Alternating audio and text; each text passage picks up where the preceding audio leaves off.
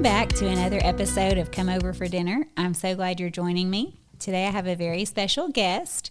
I'm so glad she could take time out of her very busy day. Welcome, Megan. Thank you. Megan is a mom of 7 children, and she has a lot of hospitality tips to offer. She's a wonderful cook and an amazing gardener. So she has done complete podcasts on gardening, and I could go down that road, but I'll try to stick to food today. Tell us a little bit more about yourself. Okay. I'm originally from Chicago. I am a Midwest girl. Go Bears. I'm the oldest of 6 kids, so I was fed a lot by a wonderful mother and grandmother. And I don't think I realized that heritage until I was much older and realized other people did not have that in their life. So I am perpetually thankful for 2 grandmothers that fed me all the time and were both good cooks, and my mother, who is an excellent cook, and just practical people, nothing too fancy, just really good comfort food. Were both grandmothers around the corner, like lived nearby? They were in Chicagoland, and everything in Chicagoland's about an hour away. So they were each an hour away. They were closer to each other, actually, than to us. So, yeah. Oh, that's such a blessing. Yeah. You moved from Chicago to Moscow, Idaho? We moved from Chicago to Seattle. Okay. So my husband and I were there for 17 years while he worked with Amazon. And then in 2020, we moved here, and I did do a quick calculation. I have had 7 moves in the last 10 years because of remodels and such. So moving out of a kitchen or a house and moving back in. Actually, I always move out of the entire house, so it does not really a kitchen. But I was like, man, do I ever have an organized kitchen?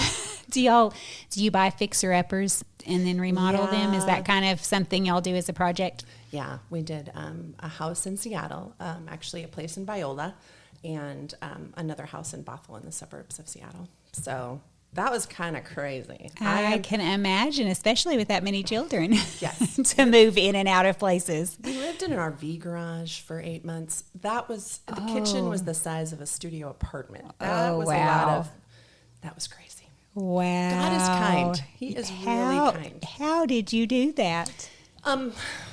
There was just a lot of vacuuming. That's all I can say. A lot of vacuuming, a lot of one-dish wonders. Yes, a lot of barbecuing until that's true, the grill. About October. Mm-hmm. So it was only 2 really hard months because that was the winter. We got back in right before Christmas. So. Wow. Anyway. That's amazing.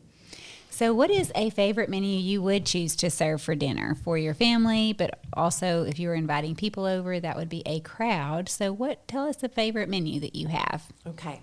Well, I am always a big fan of any kind of braised meat and potato. And this sounds delicious. This suits that, bill right quick. So I like to make a St. Patty's Day meal of corned beef brisket with boiled red potatoes and then cabbage and carrots. And St. Patrick's Day will be right around the corner. Yeah, so we can from this episode airing. Encourage people. This will be a fun one because the beautiful thing about braised meat is you just cook it until it's done, and you can't really overcook it. Occasionally you can. It can get too mushy, but there's like a good hour in there. You've got to figure that out.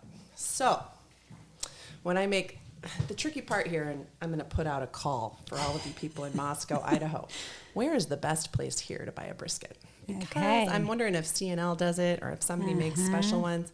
I will go down to Costco and probably get some from them because they usually have pretty reliable meat. That's where I'll go. Maybe I'll pickle one myself before But I always got mine at Whole Foods when we were in Seattle, and I could count on that like nobody's business. Oh, that would be a treat. Yeah, it was totally worth the expense. It always came out just deliciously. Really high quality. Really high quality, and they actually pickled them. So they weren't ever pink when they were done cooking. Oh. They were, but they were in like a beach. They were like all natural. I didn't care either way. They just were good. Well, you would think if it was easy, then everyone else should do the same. But right. They would have a huge barrel full of like their pickling brine that they had done the briskets themselves, and they would give you an extra cup of the brine, which I always took with me. And I'll tell you why. Tell me why. I've never bought one from Whole Foods, and I feel like the next time I'm in a big city, I just need to try this experience. So they, what I do is with the brisket, I simmer it. So you're simmering it in water, and usually I'm trying to look at my recipe how long it is per pound. You want to do an hour per pound. So what I'll try to do is have a big brisket and cut it into pretty equal pieces, because you're going to fit them all in a pot. You're not going to be able to put one huge brisket in there. So they're usually about 3 to 4 pound chunks, or 2 to 3 pound chunks. So that's about how long you're going to simmer. So I start that in the morning, and just keep it on a nice low bubble and skim off any of all the stuff that rises to the top. But if you're putting in, usually they'll come with a pickling packet. If you're buying stuff from Costco, you throw that in there. Here's my hot tip: save one. Because what I'll do is, since I don't have all that brine from Costco, I'll simmer my corned beef with the spices. But since I'm probably buying 4 to 6 little ones, if I save a packet, if I accidentally skim off some of the seasoning, the trick with the brisket is you're going to save the simmering water.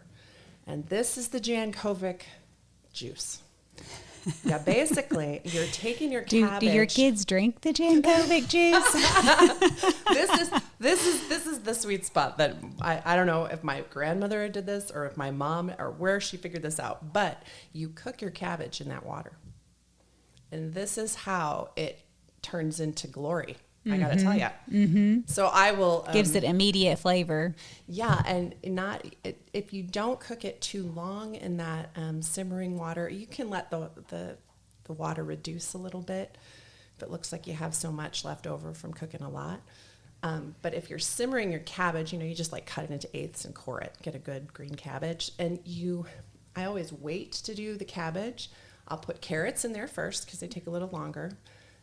And then once the carrots, I can kind of poke through them, then I throw the cabbage in. And now that's really pretty, because corned beef and potatoes and cabbage is kind of all the same color. And I mean, if you get the pink corned beef, it's got some color. But if you put the carrots in there, and I usually do like 3-inch chunks, or you can even put baby carrots if you don't have time. Nice bigger pieces. Right. You don't want the tiny slices getting lost. Exactly. And it's about probably 1/3 carrots to 2/3 cabbage. And people eat so much more cabbage than I expect, because it's really good. If you don't, and usually it takes about 10 minutes to simmer, not much longer. So what I do is I keep an eye on it. I don't want it to turn kind of a icky color. It's kind of like broccoli when it goes too long. Okay. Just let it go. Take a piece out and bite it. It should still have a smidge of crunch in it. It shouldn't be a big soggy mess. It shouldn't just be soggy. It should have a crisp, tender. A little bit left to it. Like when you just get the green beans or the broccoli right. And I can't always get that perfect, guys. My way is just try it. Just keep sampling. Yeah. That's the fun part of being a cook. Yeah. Do you ever put any onion in there? Some people do with corned beef and cabbage, but no. I haven't, no. And the other thing, what do you serve it with? Do you do cornbread? Or something else? What is your traditional favorite? Generally, what I do is I do like a red potato. And usually the red potatoes, I will peel half of the peels off, quarter them because they're smaller, boil them. I always use Kerrygold butter because it's St. Patty's Day. That would take it up a notch. And it's so yellow. And I feel like it's a holiday usually, so you should put a lot of butter on the potatoes. Extra butter. I'm in. Tell us your secret to making amazing mashed potatoes. Well, first you have to make sure that you put enough salt in the water. Okay, so I just generally do a quick few shakes of salt. Is that what you mean? Oh, yeah. Usually if I'm doing, I usually do 20 pounds at a time. My family really has a passion for mashed potato. We want leftover mashed potatoes, and that will last us a while. So I'm usually putting in a palm full of kosher salt into the water. But the easiest way is, depending on however many potatoes you're making, is once you put the salt in, you should dip your finger in the water and taste it. Is the water salty? Maybe a little saltier than you think it should be, because potatoes need a lot of salt. If you can get the salt to go into the potato when it's cooking, you're going to have to put a lot less on the top when you eat it. So that makes a delicious potato. So your salted water really takes the place of you having to salt them later, or at least not near as much, and it makes it more delicious than normal? Yeah, I don't know why. I just have noticed they're better if you get enough salt in the water. And you can put you're going to cut. I always start them off, all the potatoes and the salt in the water cold. And when I'm cooking, right? And so you can really just kind of swish around and taste the water. And taste the water and see if it's salty. See, I don't do that either. I am learning all sorts of amazing tips from you. I always just kind of salt and pretend that that's enough. I don't taste the water. Well, and I learned for the hot water to do that with the vegetables from that Everlasting Meal book, where you make sure your water is salty enough by just tapping into that boiling water. It won't hurt you, and you can just check if you've salted it enough. Salty.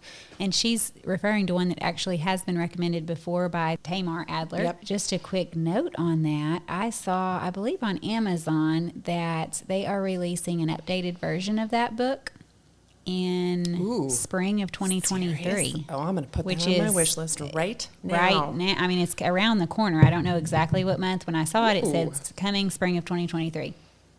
Well, that's a hot tip. I'm excited. It's called the Everlasting Meal Cookbook, Recipes for Leftovers A to Z. Ooh, it's a cookbook now. Well, maybe it's something different then, because the Everlasting Meal is a book. This says the Everlasting Meal Cookbook. Okay, so these are two different things. Unless they repackaged it entirely. So, An Everlasting Meal, Cooking with Economy and Grace is the book that I learned, the little salting of the vegetables tip. Actually, you're right. So the book is what she said. And then the next one, the one coming spring of 2023, is a cookbook. Ooh, man. This is the kind of thing I'm going to ask the Moscow Public Library to order. Because libraries, if it's something brand new that they don't have, they can order it. There's libraries all in the same system, so they can order it from another library and get it for you if they don't have something in stock. So, yep. I'm going to have to do that too. Oh, it says, okay, they have it here now. It says March 14th, 2023. Man, you can pre-order now. Hot tip, hardcover, $30. So I guess it's available for pre-order now. So, yeah. Well, look, we both got us. We're like, woohoo. Woohoo. Hot tip to ourselves. Exactly. I love it. I learned something, and I hope somebody likes to, improves their mashed potato technique. Yes. Because I'm definitely going to ramp my game up. Wow. And she has had compliments on her mashed potatoes. People say to her, how are your mashed potatoes so good? Now we know. The secret is out. Yeah, it's all my Dutch heritage. That's all. I'm going to give it credit there. Well, apparently we need to learn some Dutch heritage.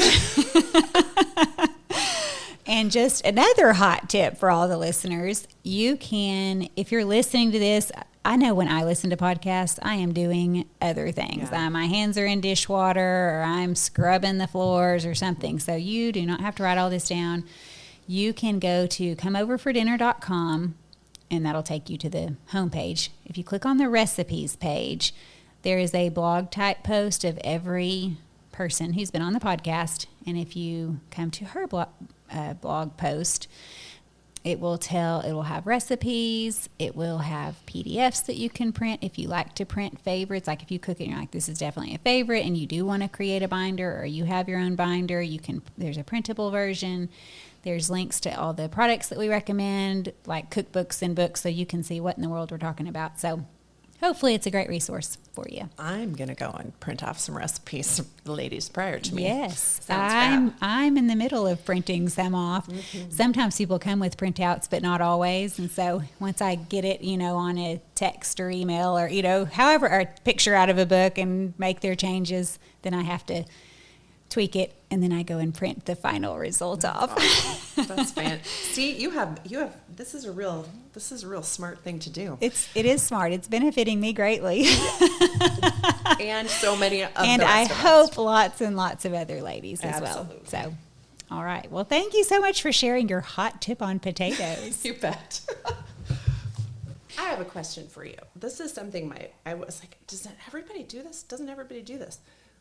When we bake or make potatoes and we boil potatoes, you make sure you can get a fork through them, and then you drain them. Mm-hmm. When I was a kid, like my biggest memory of my grandmother and my mother is taking a pan with a lid on it and shaking the potatoes over the heat. You do that, right?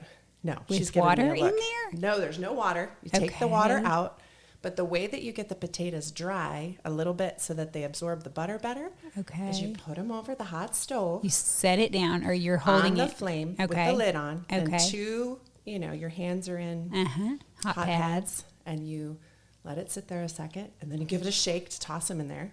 And then you set it on the hot stove. It's literally like it takes a minute. And the lid is on. The lid is on. Okay. And then you give them another shake, and then you should take off the lid. And all the steam comes out. And all the steam comes out, and it should just look like the potatoes are a little bit drier, and there's some... Well, I learn something new every day. I feel this is the secret to my mom's mashed potatoes. I have heard and have done putting the pan back on the burner and mashing them there, or stirring, or, I guess if you're not mashing, but... Yeah. Mashing them there and letting steam escape while you're mashing, and then add your liquid and butter and salt and pepper. I mean, you don't want to keep it on a hot stove too long, but initially. Right. But I haven't seen the shake. I'll have to try that. You have to try the shake. And then if you're mashing them, you can add the milk and just turn off the heat and let it all melt before you mash them. But it just they're not watery. Yeah, you don't want watery potatoes. Then the fat is the glory of the potato. Anyway, I was cracking up because I was looking for, is that a thing? I thought that was like a thing. The shaking. Do. The potato shake. It must be a Dutch thing. It may be. I've never seen the shake. My mother-in-law, she would put them back over, but it was just setting down and mash them. And her trick was, while you're mashing, you don't want to put the cold ingredients. I mean, she would be extra and kind of melt her butter and heat the milk and, that sort of thing. But she would mash it with the butter, do some salt and pepper, and then add her liquids. Yeah. But hers were usually warm. I do cheat and just chunk cold milk in there sometimes because they're hot, if we're going to eat it pretty quick. But they hold heat well. And I'll put like half a thing of cream cheese. That's when I use up all the fat in the fridge. Oh, extra sour cream? cream cheese, sour cream, buttermilk. This whipped cream's going to be gone. Anyway, maybe not all of those at the same time, but definitely it's fair game. Mashed potatoes are my favorite food. Can you guys tell? I love mashed potatoes. So I digress. I don't put milk in the potatoes for the corned beef. Because do you keep your potatoes whole? You probably said this already, but are you keeping them whole or halved, or do you mash them? Depends on how big they are. They're quartered. Usually that's why I'm talking about the shaking, because what happens is if you quarter them, they're usually red potatoes are smaller. I'm thinking you want them a little bit more fork size. I could understand the shake because if you stir because of how tender they are, that you're going to start mashing them. Yes, and they fall apart. But you just if you do a quick shake, there's a sound that goes along with it.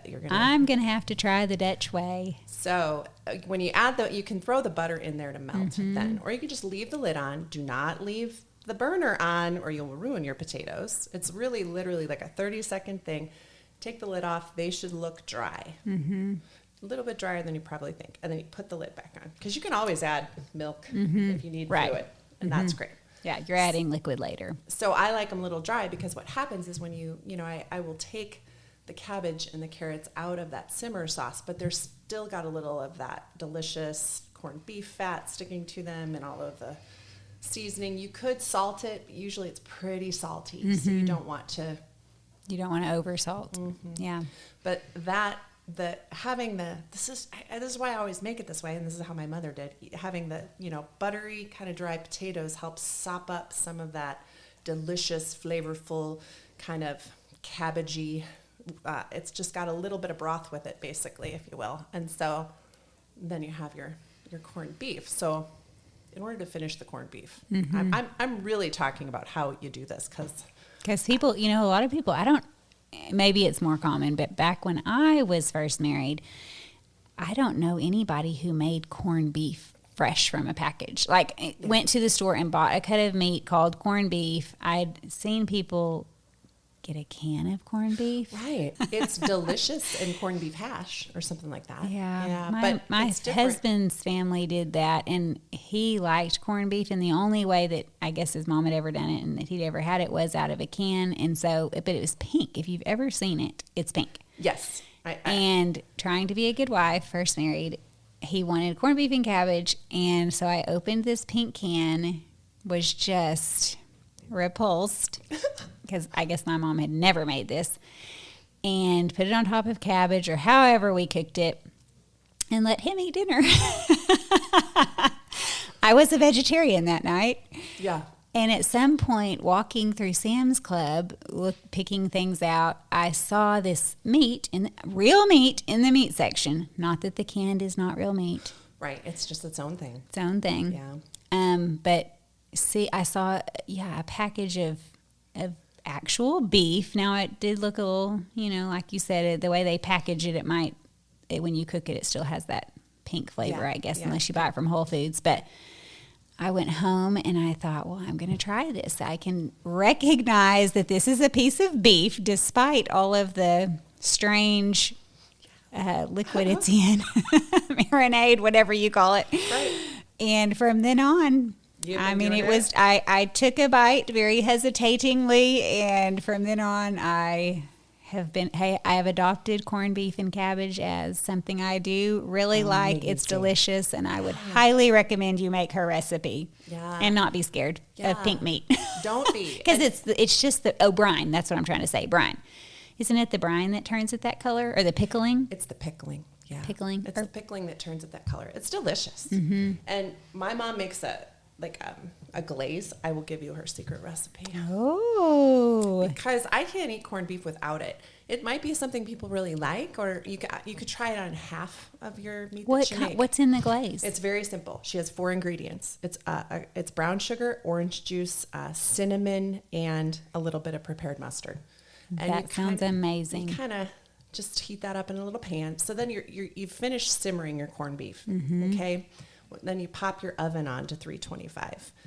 Then you're starting your potatoes and your cabbage and things. Because your corned beef's done. You kind of don't, you can put it in tinfoil and keep it warm. But if it's done earlier in the day, which is kind of nice, mm-hmm. then you can warm it up in the oven, real slow heat, nice and low, right? And pop the glaze on the top fatty part. And you just kind of glop it on a few times.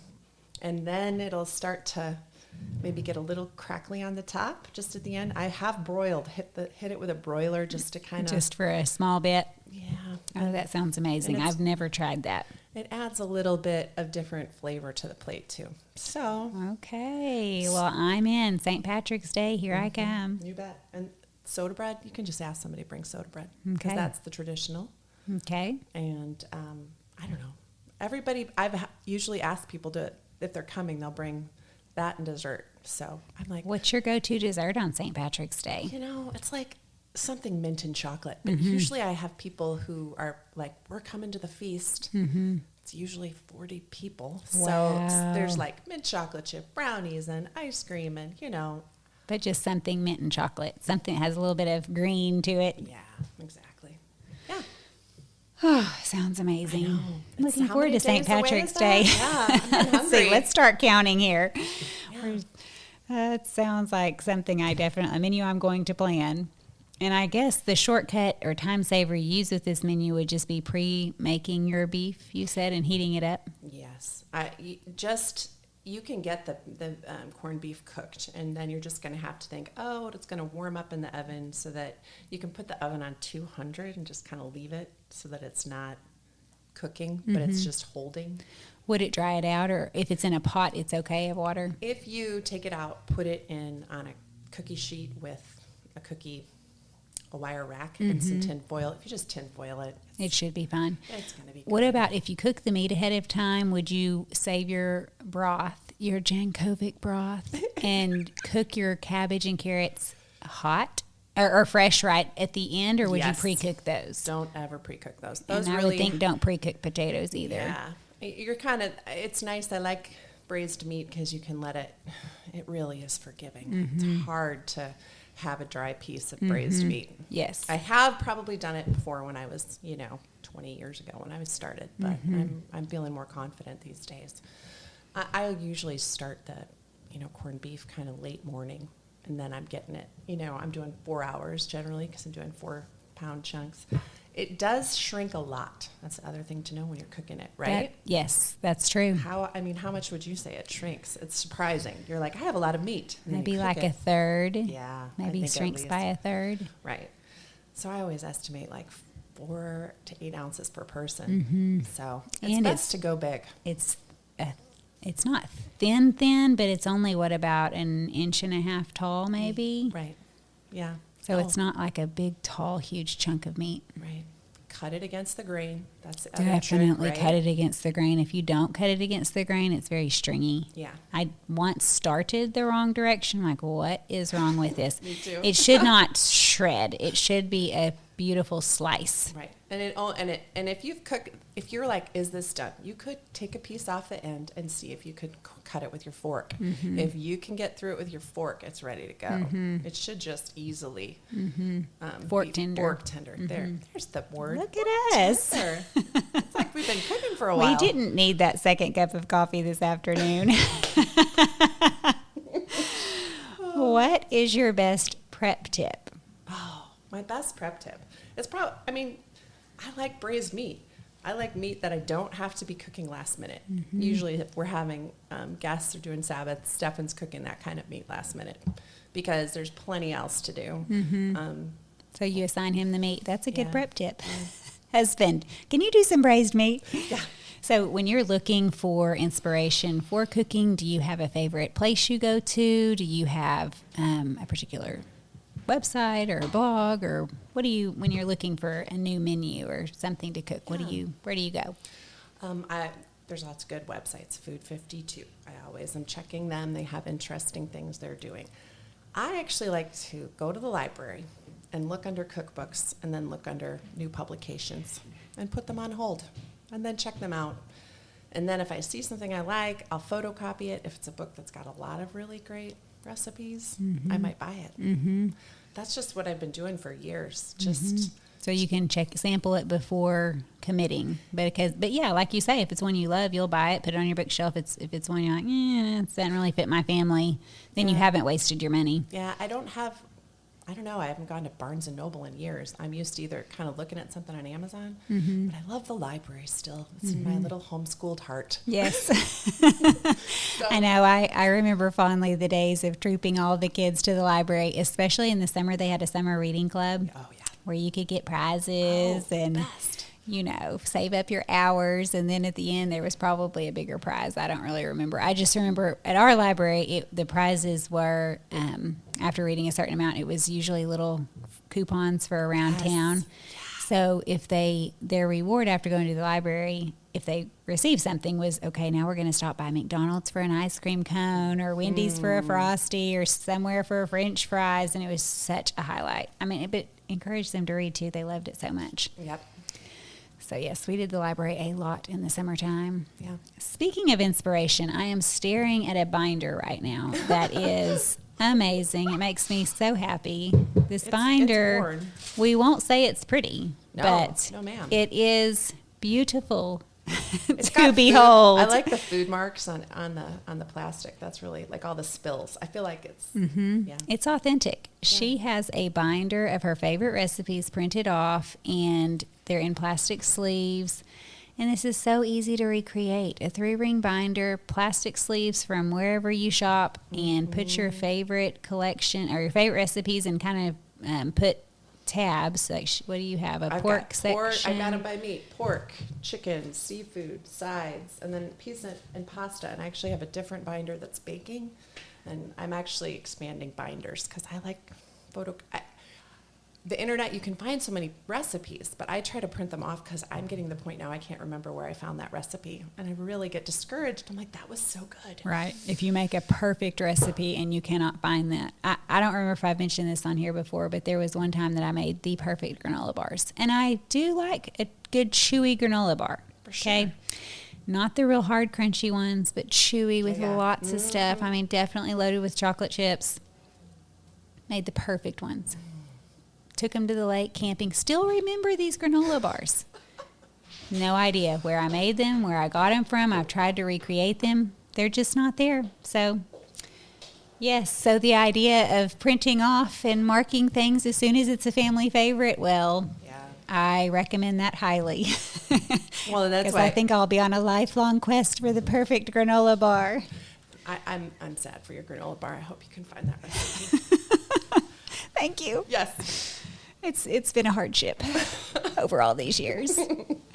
Do you have a shopping tip or a cleaning tip that you would like to share with us?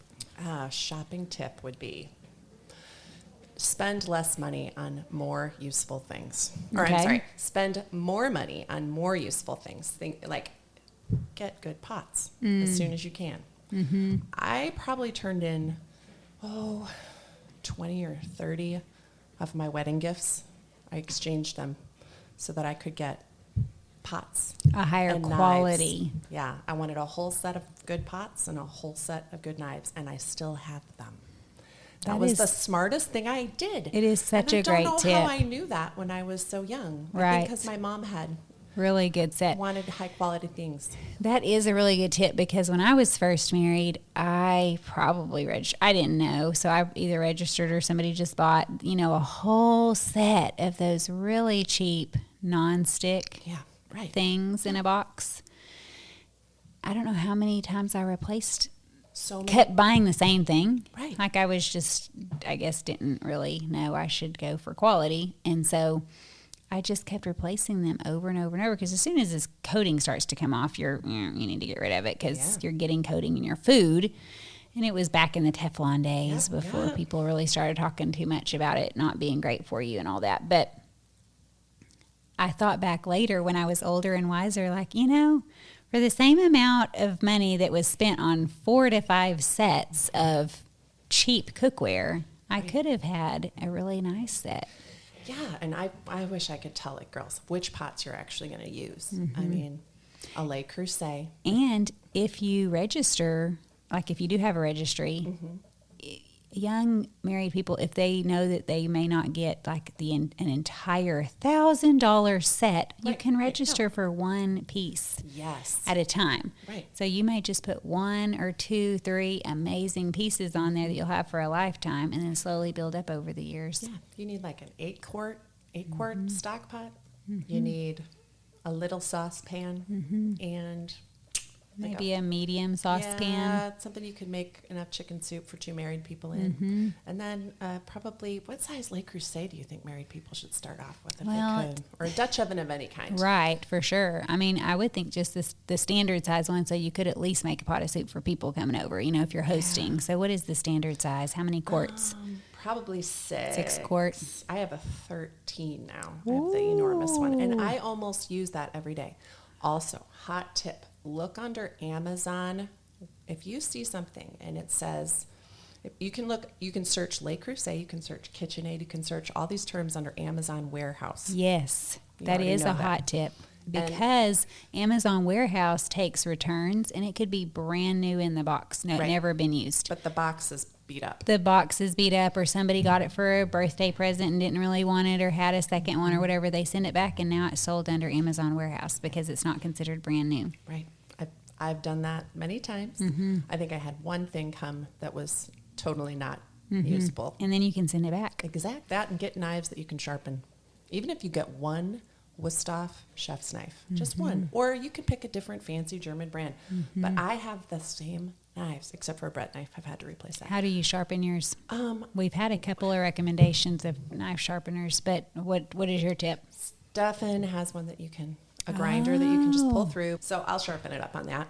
I just pretend I'm on, like a Food Network show and you're just going to town. I watched a lot of Iron Chef. I just fake it. And it works though. If you 20-degree angle, you're fine. If you have a knife block that usually has a sharpening stone, YouTube it. You can do it. If you don't have the electric knife sharpener or something else, then you can... I've done it before too because I have one and I feel very fancy. Yeah, but it's just... I feel like a chef. I just think of how much use those have gotten over the years. So, I touch them almost every day. Yes. Yeah. Anyway, that's my hot tip. Okay. That's great. Do you have a cleaning tip? And if you don't, it's fine. Oh, man. Just keep after it. Yeah. I think you should listen to Nancy's Repetition Femina podcast because I think that's a good cleaning tip. Be cheerful doing the same things over and over again. Right. It's not practical, it's spiritual. I like cleaning. It's just cleaning is repetition. It's doing it over and over and over with a cheerful attitude. Yes. For sure. Yep. What is your best advice for showing warm hospitality to those coming into your home? Don't be distracted. I think you should always try to, when people walk in, make sure you take a minute and greet them even when you're in the middle of all kinds of things. Get them a glass of wine. I like to start a glass of wine about 15 minutes before people come in, just because I've been racing around. Mm-hmm. And just really just give people the attention that they know that they're welcome. Mm-hmm. I also like to have, because I'm busy and there's things going on, I always am trying to get more prepared so I can relax more at the moment of. Right. So you're trying to start relaxing before they walk in the door so you don't look like a harried mess, still flinging things around. Yes. But I always feel like it's easier for me. I am not great at one family hospitality but I love having like 3 families over at a time. That's easier for me. Maybe because I grew up with a lot of big family chaos and big family entertaining. Speaking of your family, you have a lot of siblings. I do. You said 5. That earlier. Your mom had 5. 6 kids. Or 6 kids altogether. Years. Yeah, we were close together, and many of us. So it was pretty fun. It is fun. Yeah. So the more the merrier. I do better with a lot, because then people can talk to each other while I'm getting the last few things done. That makes me feel. They start telling stories, and you can slip away and do a last minute to-do item if you need to. Mm-hmm. And they entertain each other a little bit. Yes. And then I can get in there once we are all sitting down or whatever. Yeah. And you mentioned Sabbath dinner. Do y'all do Sabbath dinner on Saturday night?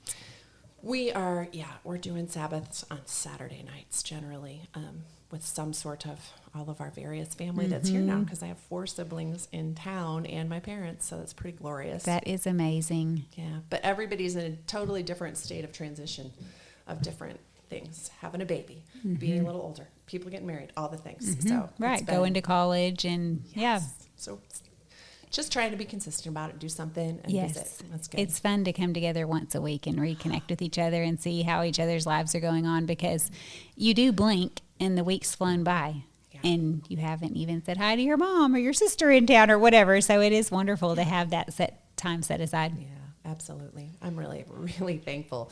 I haven't been close by all of my brothers and sisters in so long. It's such a sweet thing for me, and that my kids get to enjoy them. Oh, I'm so glad. Yes. They need that sense of humor from my dad. He is hilarious. They're gaining all sorts of wisdom from the grandparents and aunts and uncles and cousins. It's such a blessing. Sure. What is your must-have kitchen item, and where can we find it? Just get a good knife. I guess that was the same thing. Well, honestly, we probably touched on your must-have kitchen items. Yeah. You said a pot. A good stock pot, a good saucepan. You can have don't you think I don't mind nonstick pans to have. I just change them out every year just for eggs or sauce or whatever's. You can get high quality, like the what do they call it? Like non-anodized something or another. I don't know, but they're a higher quality nonstick and they seem to last a while. Yeah. I got some. I pick them up like at TJ Maxx or I just Marshalls. do that. Once they kind of look a little scuzzy, I just replace them from there. Yes, because eggs, some people have cast irons that are seasoned well enough to cook eggs. I'm like, who are you? What magic do you have? Because I have a cast iron and I've cooked eggs in it, and then I'm scrubbing for 15 minutes. It's such a, I feel it's like a magical thing, because sometimes I can get it to work and sometimes I can't. And so now I'm just like, no, I'm going to use the nonstick pan. I probably need to just completely reseason mine, but I don't know. Some YouTube. I've done it before because of watching YouTube. Yeah. Was it so nonstick at that point that you could cook eggs, or was it still a little sketchy? Mr. Haney and I have some difficulties on our cast iron pan methodologies of cleaning. He prefers to just not really clean the pan, and I prefer to give it a little swish, because I don't want with some little, maybe a smidge of soap, because I want there's 2 camps there, because it's like, there's the camp that's like, if you ever touch it with soap, it's ruined. It's the forbidden sin. Then if you do a teensy little swish of Dawn, you're killing bacteria, and it doesn't take off any coating because it's so mild and you deleted it. Camps. There's that camp as well. Well, here's the way that you solve all the problems. You wash it well, but you always cook a bunch of bacon in it, and then you're good. Okay, then you've re-seasoned. It's re-seasons when you cook bacon grease. It just kind of soaks in there. You just let it sit after. Oh, I got to clean that a few hours later. Wipe. It really does the job. I'm all about that tip. More bacon. A good excuse to just, we're working. We're re-seasoning our I'm always up for bacon. I'm always up for bacon, too. Bacon is such a treasure and so expensive nowadays. Okay, it's $11.97 at Safeway right now for the 3-pound package. 3 pounds? Yeah, you have to keep an eye out. There's a 3-pound package at Safeway. It's in the bottom. They put it every so often for $12. And it's good bacon. That's worth buying and freezing. Yes. If you find a deal like that, you can totally freeze it. And then you can even break it apart if you don't cook that much. You know, you could break it apart in smaller portions and then pull out. I've done that before with Costco or Sam's packs, you know, put it in the amount that we would defrost and cook. Mm-hmm. We can easily eat 1.5 pounds every time at our house. Yeah, with a large family, you can eat the entire package. I remember those days. I'm sincere about finding bacon deals. I'm just telling you. So I'm glad we brought that up. I'm glad we brought that up too. I might stop by Safeway on the way home. I do remember the days when my boys, I would have to tell them the number of pieces they could take. I love it. Based on how many were cooked because, you know, I had 5 children, have 5 children. And, you cook and cook and cook and cook. And then the boys come through and half the plate's gone on one plate. It's like, nope, you can have whatever. Right. 3 pieces for you. Yeah, so goes fast. It's very fun. All right. Do you have a funny story that you would share about any of your hospitality moments? Stefan and I, actually, I'm thinking about the funny story. I really hate running out of food. Like I probably, and this is my mother and grandmother's, you know, their legacy. Influence. They it's better to have leftovers. And I don't mind if everybody thinks, oh, there's plenty for me to go back 3 times. I really like that. And that's the kind of way I like to do hospitality, enlarge like that. So Stefan and I, we had a graduation party for a senior during COVID. And we made this enormous shredded pork shoulder, you know, big, like twice as much as we usually would make. And we invited people. And I don't think we understood how many people were longing for fellowship. All houses emptied to your house. I think we had 120 people come. What? Anyway, God was kind and it worked out. But I was like, And 1 pork shoulder. It was, I think it was 2 pork shoulders. I feel like we had a lot, enough where we thought this will be fine. But it was it was just like everyone, it was May or June of 2020.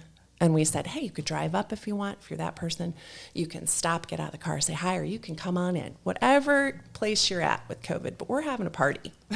And meanwhile, everyone parked, came in, they're starving. I think they're ready to visit and stay for the hours. Neighbors in Seattle, like the across the street, they were coming over. Everyone was like, it was really indicative of where everyone was actually at with all of the pandemic at that point. Tired of being locked in a house. And we had been early because we were Seattle right there. We were 4 miles from ground zero in the USA. So anyway.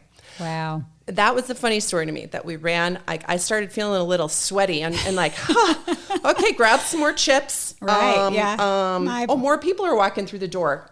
Can we shred this up a little more? Start chopping. Get out a spoon and you start serving the meat. Don't let them serve their own. Exactly. It worked out. Oh, that's fun times. Fun times. Yes, it's always a bit of a stress to me also to have not enough food. Yeah. I would always rather over-plan than under-plan. Yeah. Katie Grauke seems like she's got this a little bit more to a science. I'm learning from her on that. She's got a way she does it that she spreadsheets it and analyzes. Yes. And she says trust the numbers. So if you've made the recipe once, she was actually on a podcast right before you. Oh. If y'all are any listeners who are catching up, go to the one called Katie and you'll find some amazing things. Listen to that. She says, trust the numbers. If you've made it before, like let's say you've made a recipe and you should make notes on your recipe, but if you have easily fed a family of 6 and they're not tiny kids, trust that if you triple it, it will feed 18. Like you can trust the numbers, you know, if you have tried it at home before having company over. Don't start panicking just because you get huge numbers. If you know one recipe for sure will feed 6 adults, for sure. If you know that, then you can feed 6 times 6 or whatever. Oh, it makes 36. Makes me still feel a little sweaty, but it's good. If you're getting a little panicky, you have a recipe for 6 instead of making 6, you could make 7, and then you really won't sweat. You really will feel confident. If you really you could freeze some or have leftovers. Always have bread or Bread's extra a carbs. good filler. Rice is a good filler. Potatoes are a good filler. Carbs are really a blessing. I'm thankful for them. More so than most people, I think. Yes. They fill up hungry stomachs, growing teenagers, hungry children. It really does fill them up. Well, thank you so much for joining me today. I have enjoyed hearing all of your tips. I cannot wait to make your menu. Thank you. I hope I inspired somebody to just go for it. I think St. Patty's Day is on a Friday, but you can eat it on Saturday. Oh, yeah. Yay, Irish. Yay, Irish. Speaking of, do you have Irish in your heritage? One of my grandmothers was Evelyn O'Brien. Yes. Oh. County Cork. I've got ancestry that says there's a few counties that our bloodline is from. So, and my name is Irish. Maeve's name is Irish. So I feel like I can legit celebrate. Oh, for real. For sure. And I can celebrate for you and with you. Because there's no reason not to enjoy corned beef and be thankful for St. Patrick. Absolutely. And we always Great sing St. Patrick's breastplate on that day. Okay. Always a good thing. That's a great idea. All right. Well, have fun celebrating St. Patrick's Day. Yeah. Until next time. Bye for now.